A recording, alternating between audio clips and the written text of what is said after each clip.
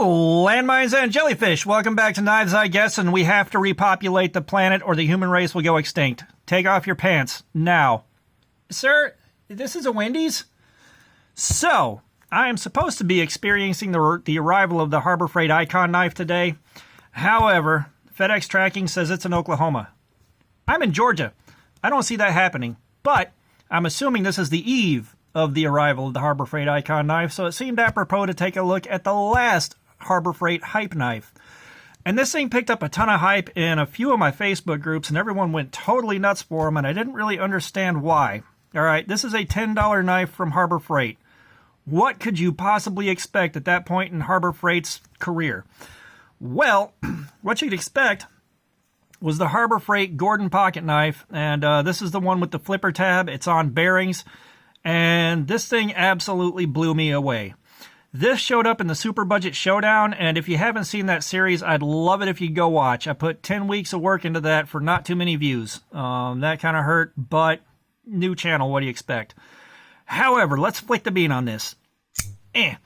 So this thing, the model number is probably GK23. I'm not 100%, but, $10 knife on bearings. And, let's see, with a liner lock too, it still shakes shut. Again, $10. The pocket clip is tip up, which is the Lord's carry, or it can be tip down, which I hate, but we all live in sin, or it can be tip down on the other side or tip up on the other side. They put spots on all four corners.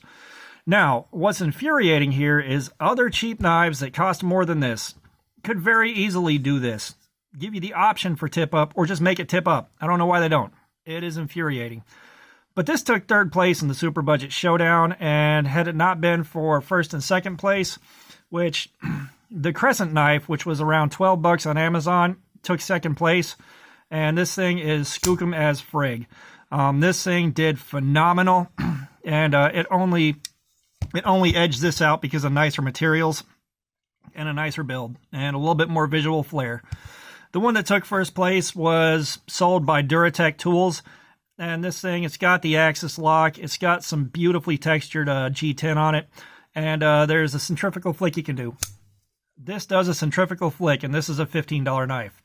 So you do get a lot more for that $5 extra, but if it hadn't been for these two freight training the whole field, this would have been first place by a pretty wide margin. This destroyed everything fourth place down. And this thing is an 8CR13 MOV blade. And when I do these things, Super Budget Showdowns, there's Cardboard Slayer. And I'll spend an afternoon at work whenever I get a bunch of cardboard just cutting into it as hard as I can until it stops shaving and it stops cutting paper with that push cut thing, whichever one goes first. And this thing took 50 cuts, I believe, and stayed strong. This thing, let's see what it does to paper. And this is thinner paper than I was using, but let's see, let's get it started. Yeah, look at that. Yeah, there's a couple of small edge problems right up in here, which I pushed it really hard. I pushed this through so much cardboard so fast that the blade got almost too warm to touch. And it'll still shave, let's do this hand. It'll still shave hair, and it'll shave dead skin off from where I don't use lotion. And again, that's, sorry, that's a lot of cuts through cardboard, folded in half, double layered, really thick, nasty cardboard that separates layers on pallets. It went in. And, this is one of those things, too. The only real big complaint that I had, let's flick the bean, is the liner lock here is very, very, very thin. And I don't trust liner locks that are that thin, even though I have other knives that are nicer that have as thin of a liner lock. It scares me a little bit. Now, that being said, I don't do the kind of things that would fold a liner lock up on purpose. And that's really heavy piercing cuts and prying on it the wrong way. And if you know how to do a piercing cut safely, it's not a big deal. However, the circumstances in which this would fail would be really scary on this.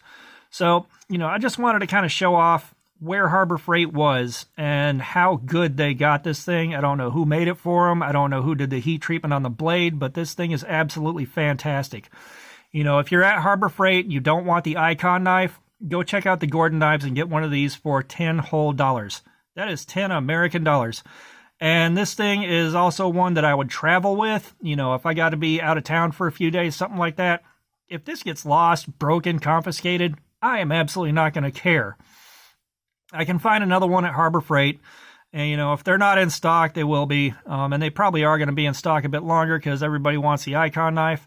And the Icon knife has some stinkiness that I'm going to try to get into and do some research on before I do the video. But this thing right here is an incredible bang for the buck. Like, this is ridiculously good. Let's flick the bean again. And like, I don't understand how they got away with this for $10. Like, this blows almost every other budget knife I've got out of the water. And that's the thing. Super Budget Showdown, the rules are $15 or less. That's the first rule. So, like, it was competing with other knives in a fair price range. You know, and I've got some other knives that are more expensive that I'm more disappointed by than this. You know, you guys have seen some of the disappointing knives that I've got, but this thing right here, it exceeded every expectation I had. I understand why it had the hype in the Facebook groups. And, you know, I can't say enough good things about it for the price. Now, if this would have been like a $50 knife, yeah, I could see where it wouldn't be that big of a value. But, I mean, seriously, this is, again, so much better than it has any right to be. And, you know, you look at what it was stacked up against, it did amazingly well. So, this is the Harbor Freight Gordon knife. This is the old hype knife, and I kind of wanted to catch this before looking at the Icon and going into that mess. Just to give you an idea of what is available if you don't like the Icon. And honestly, if you're at Harbor Freight, grab one on your way out, throw it in your car, throw it in your toolbox, throw it in the tackle box. It's $10. If something bad happens to it, you don't care. But it is such a good knife for that $10. So, I just wanted to share that with everybody and share my thoughts on it. I never really did a longer video on it besides a couple of 60-second shorts and how it did in the Super Budget Showdown. All that being said, thanks for looking at my crap. Thank you for the subscribers. You know, we're getting more and more in, and I'm so grateful for it. Thank you for the comments. You know, I enjoy the feedback, and I enjoy at least a couple of comments worth of conversation. And all that being said, y'all have a nice day.